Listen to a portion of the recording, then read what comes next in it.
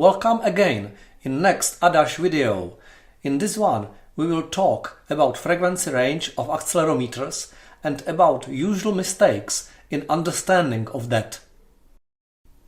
This is a most common accelerometer with 100 mV per G sensitivity. The frequency range declared by producer is from half Hz to 15 kHz with plus-minus 3 dB bias. Many people think that plus-minus 3 dB is not too much.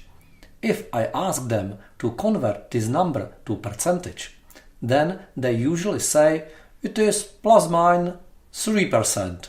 But it is not true. The plus-minus 3 dB is much more. Minus 3 dB is minus 30%. Plus 3 dB is plus 40%. Surprised? It means that the sensitivity on half Hz is only 70 mV. But the frequency range is not the primary subject of this video. Let's suppose the response function is flat. Most of the users want very low frequency limit. They say, I have to measure slow speed machine. They say, my machine speed is only 30 RPM. I need to measure on half Hz. If I ask them why, they do not answer. They do not understand this question. Let me tell you the example. If I want to measure the acceleration on low frequency, what acceleration level I can expect? Would be, for example, 1G?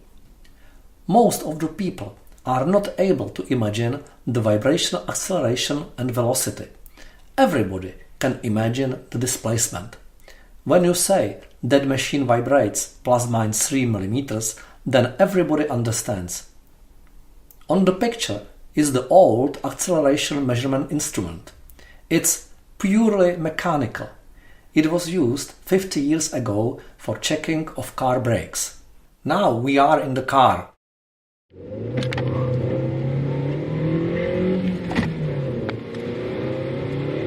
Now I push the brake pedal. You can see the reached level in meters per squared second. Please notice this mechanical pig-hold hand. And again in slow motion.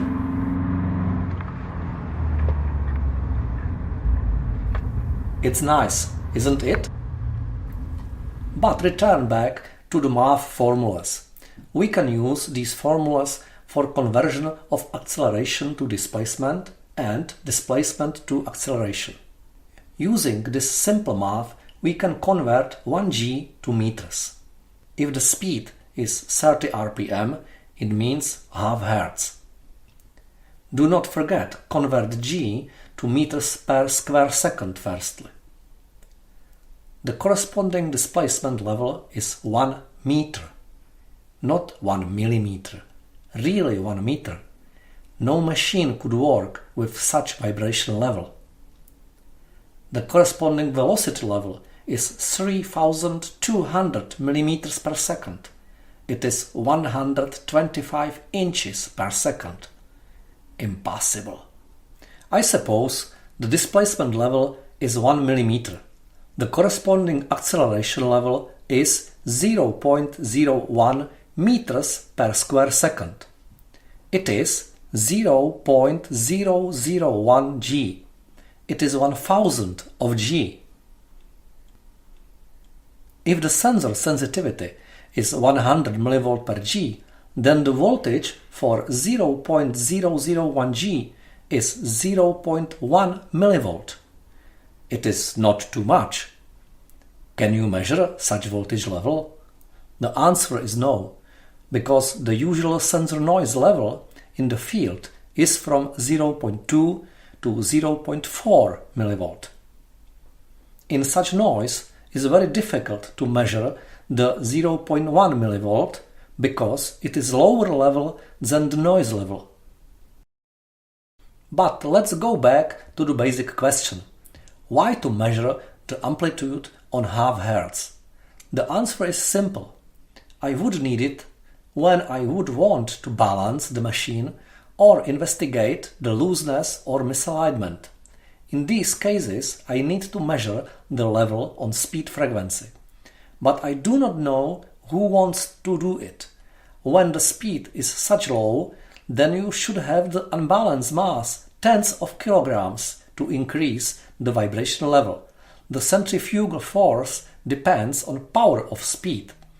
On 30 RPM, it will be very low.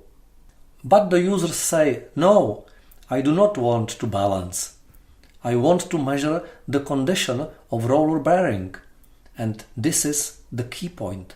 For such measurement, I do not need the low frequency.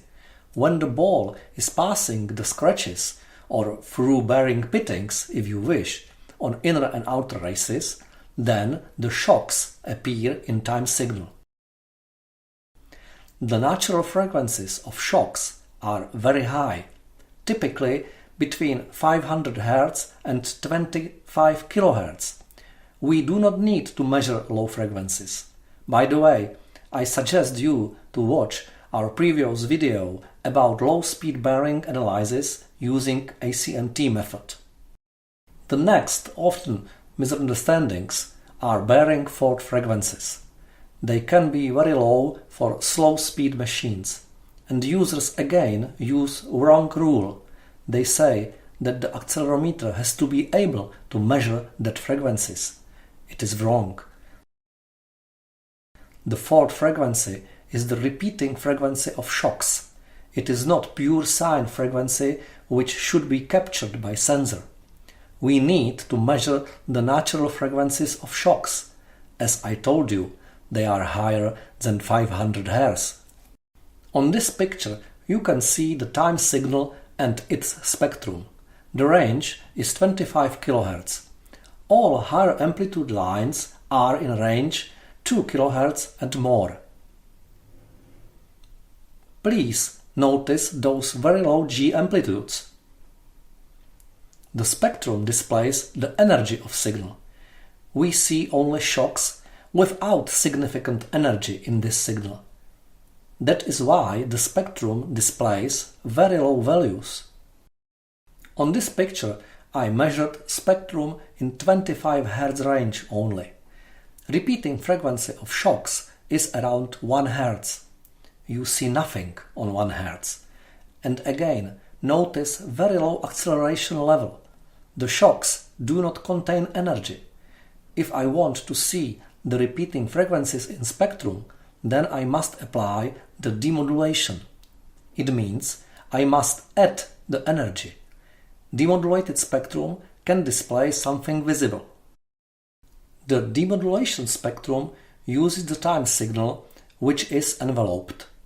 You can see the demod bandpass parameters. We want to measure only in band from 500 Hz to 25 kHz. We are not interested in low frequencies. You can imagine the enveloping like simple electrical circuit. The shock comes and charges the capacitor C. Then the capacitor is discharged through the resistor R. The discharging is much longer than the length of original shock. This is the additional energy which helps us in spectrum. And it really helped. You can see the repeating frequency 0.85 Hz and its harmonics. The harmonics always occur because the enveloped signal is distorted. It is not pure sine wave, which can display only one line in spectrum. All measurements have been made with ADAS VA4 Pro analyzer.